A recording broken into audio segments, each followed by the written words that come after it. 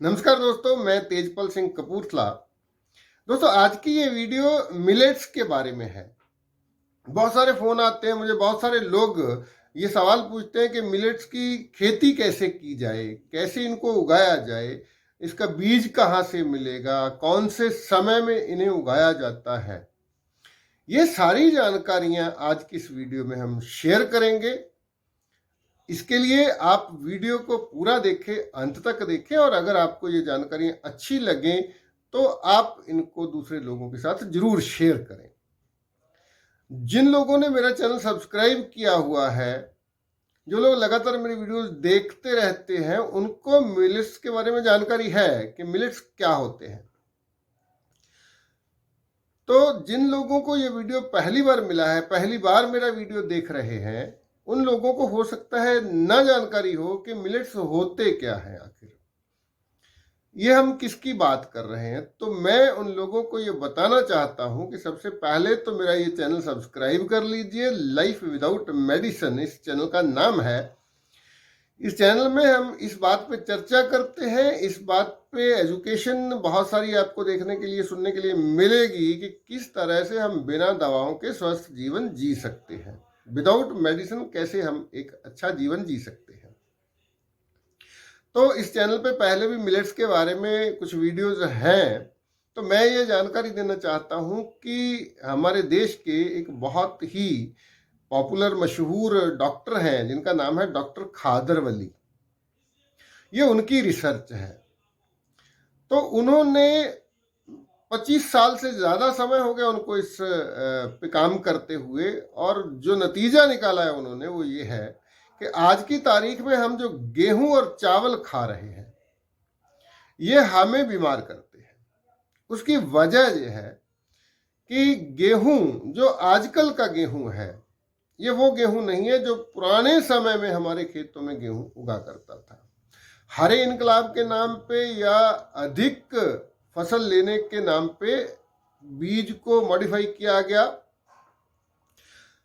और ये जो गेहूं आजकल हम खा रहे हैं इसमें फाइबर की मात्रा केवल 1% होती है।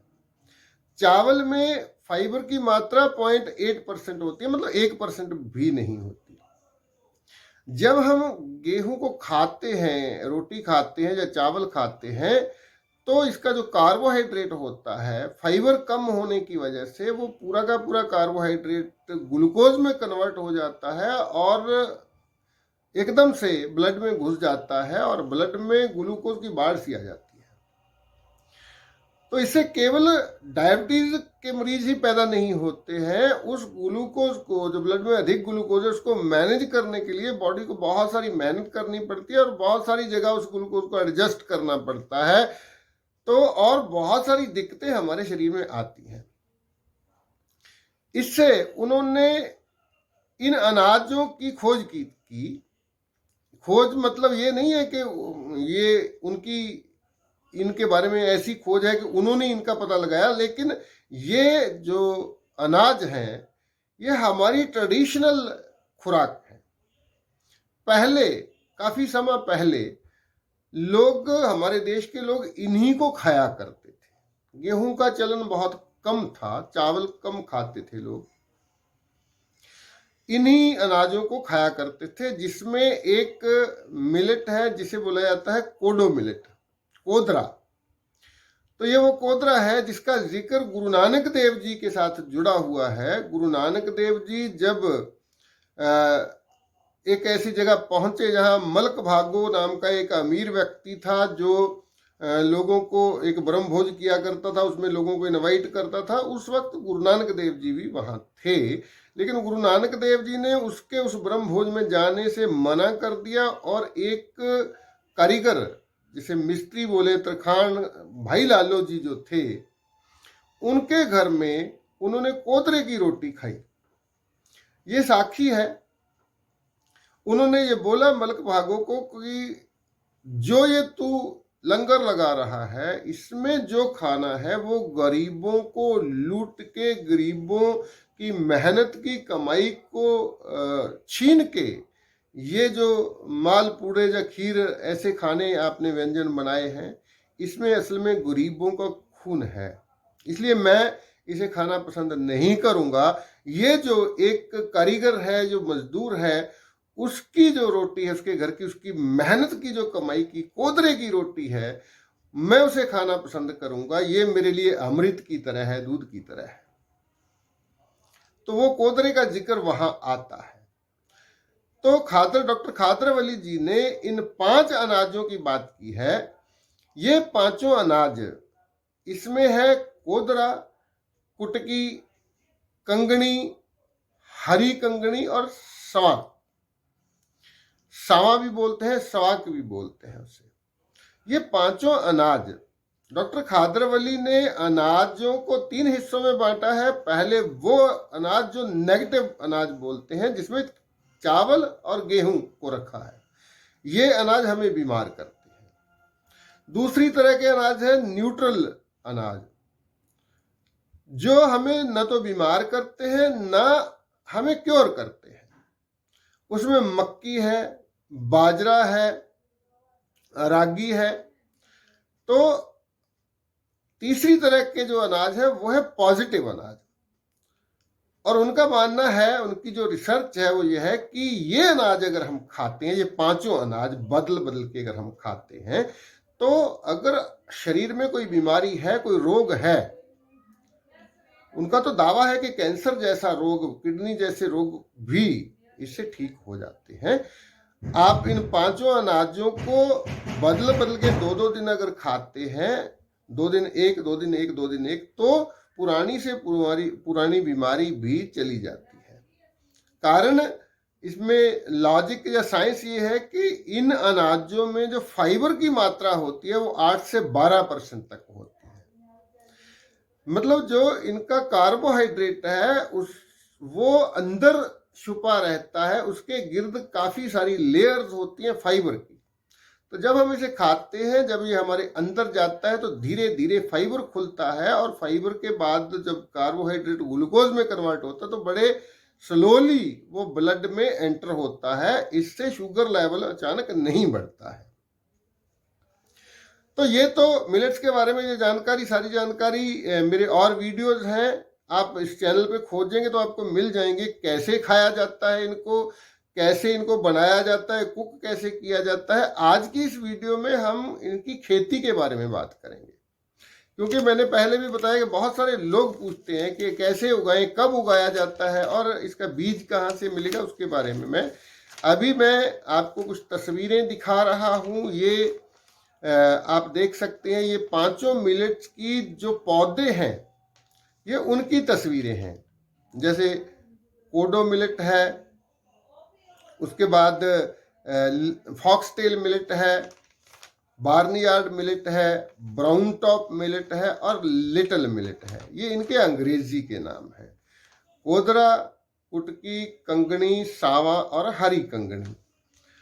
तो ये सारे मिलेट्स के बारे में मेरे एक दोस्त हैं जो नवांशहर के पास एक गांव में रहते हैं, काफ़ी पुराने दोस्त हैं वो, सरदार गुरनेक सिंह जी। ये मैं उनकी तस्वीर भी आपको यहाँ दिखा रहा हूँ।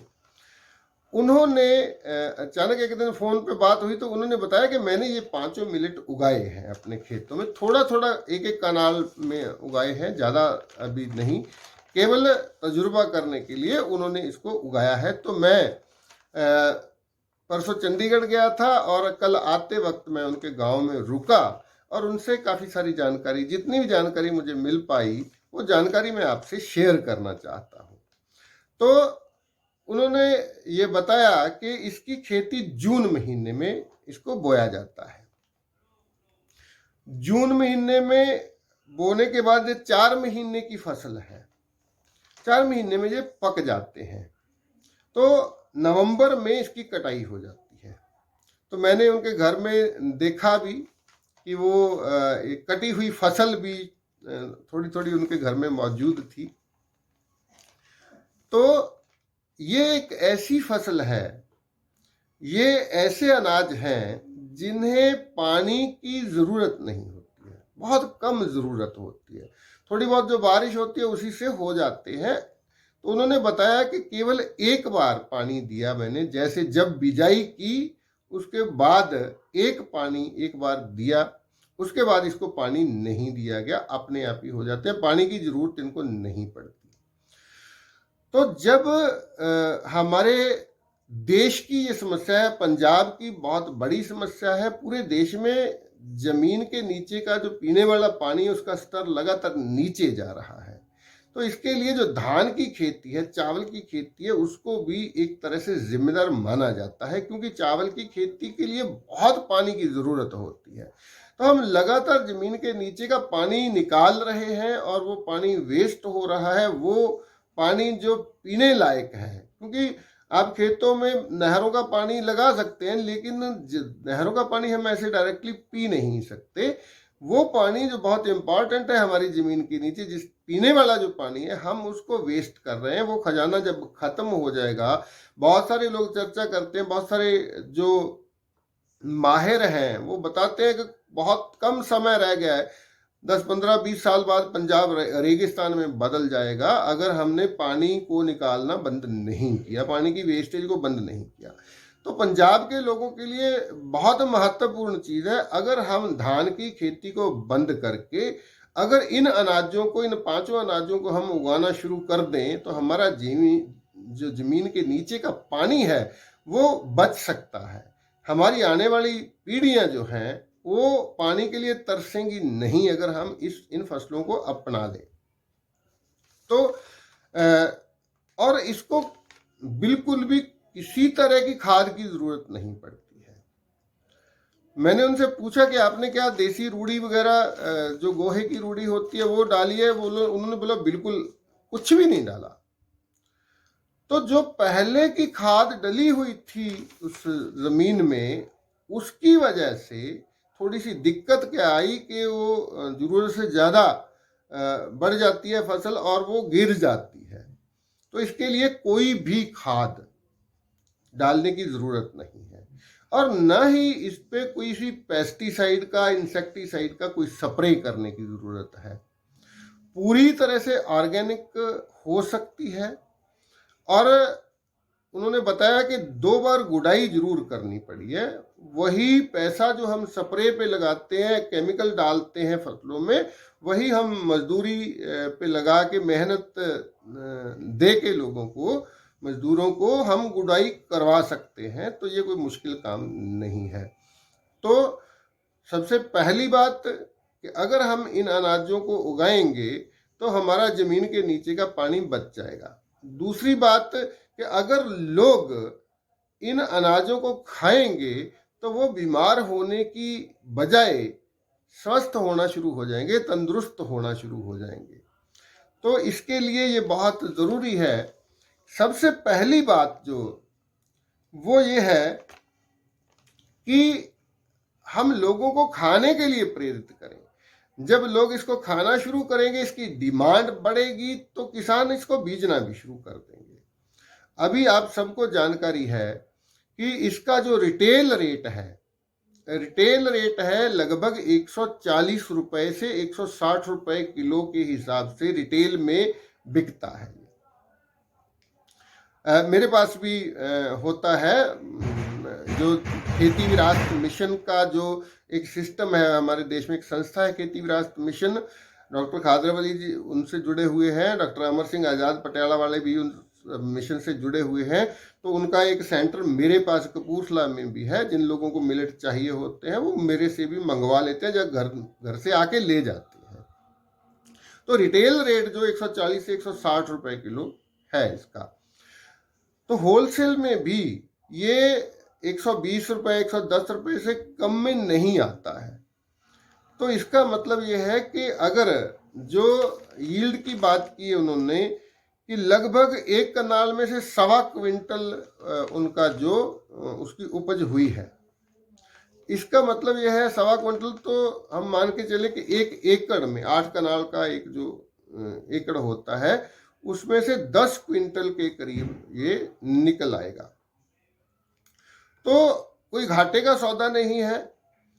अगर 100 रुपए किलो के हिसाब से भी हम बात करें, 80 रुपए किलो के हिसाब से भी बात करें, अगर वहां से खेत से बिक जाता है, 80 रुपीज किलो पर केजी भी बिक जाता है, तो भी ये कोई घाटे का सौदा नहीं है। लेकिन दूसरा जो पहलू है, पहली चीज देखिए, हम अगर खेतों में वो चीज उगा रहे हैं जिससे पानी भी वेस्ट हो रहा है और लोग जिसको खा के बीमार भी हो रहे हैं, उससे तो अच्छा है मुनाफा भले थोड़ा कम हो जाए, लेकिन हम लोगों को जहर तो नहीं खिलाएंगे। हम अपने ही लोगों को, अपने ही बच्चों को खुद उस फसलों में खाद डाल डाल के, पेस्टिसाइड स्प्रे कर करके हम जहर जो खा रहे हैं और खिला रहे हैं, उससे बचा जा सकता है। तो मैं ये बोलना चाहता हूं, वो लोग जो इंटरेस्टेड हैं, जो दिलचस्पी रखते हैं कि हम ऑर्गेनिक खेती की तरफ जाना चाहते हैं, जो इन पांचों अनाजों की खेती करना चाहते हैं, धान की फसल के समय में ही, जून में ही चावल की खेती होती है, जून से नवंबर तक ही इनकी खेती हो सकती है। तो लगभग 20 जून के करीब बिजाई की उन्होंने, और ये नवंबर में 20 अक्टूबर के आसपास उन्होंने काट लिया इसको। तो जुलाई, अगस्त, सितंबर, अक्टूबर, पूरे 4 महीने की ये फसल है। तो जो लोग, ये मैंने उनसे बात की है कि अगर बीज की जरूरत होगी तो वो बीज उनके पास अवेलेबल है। अगर कुछ लोग इंटरेस्टेड हैं, दिलचस्पी रखते हैं इसको बीजने के लिए, तो वो बीज अगर उनको चाहिए तो वो मुझे मेरे फ़ोन नंबर पे, मेरा फ़ोन नंबर फ्लैश हो रहा है, मेरा मोबाइल नंबर स्क्रीन पे, आप उस नंबर पे मुझे संपर्क कीजिए अगर आपको बीज की ज़रूरत है। और इसको बीजने के लिए और भी किसी तरह की गाइडलाइन की ज़रूरत है, जो उनका तजुर्बा है, उनसे बात करके वो सारा का सारा आपसे शेयर हो सकता है, आपकी हेल्प हो सकती है। इसके लिए किसी तरह का कोई चार्ज, कोई फीस कुछ नहीं है। ये पूरा का पूरा जो भी सलाह मशवरा होगा, जो भी जानकारी आपको चाहिए होगी, वो पूरी तरह से मुफ्त होगी। उसमें किसी तरह का कोई चार्जेस न वो लेंगे। जो बीज का जो रेट होगा, उसी रेट में, जेन्युइन रेट पे आपको बीज प्रोवाइड करवाया जा सकता है। बीज भी 1 एकड़ में लगभग 1.25 किलो के करीब बीज डलता है। तो अगर हम खर्चों की बात करते हैं, जब भी कोई फसल हम बीजते हैं, तो उस पे लागत कितनी आती है और इनकम कितनी, बचत कितनी होती है, वो जब कैलकुलेट करते हैं तो ये चावल की खेती से प्रॉफिटेबल खेती होगी। तो मैं इस वीडियो को और ज़्यादा लंबा नहीं करूँगा। कोशिश करूँगा कि और कुछ जानकारियाँ जब मुझे मिलेंगी तो मैं आपसे शेयर करूँगा। आज की वीडियो में इतना ही। अगर आप इससे ज़्यादा जानकारी चाहते हैं तो मुझे फ़ोन कर सकते हैं और व्हाट्सएप कर सकते हैं, मुझसे संपर्क कर सकते हैं। और निवेदन है कि अगर आपको ये वीडियो अच्छी लगी, ये जानकारी अच्छी लगी है, तो ज़रूर दूसरे लोगों के साथ शेयर कीजिए।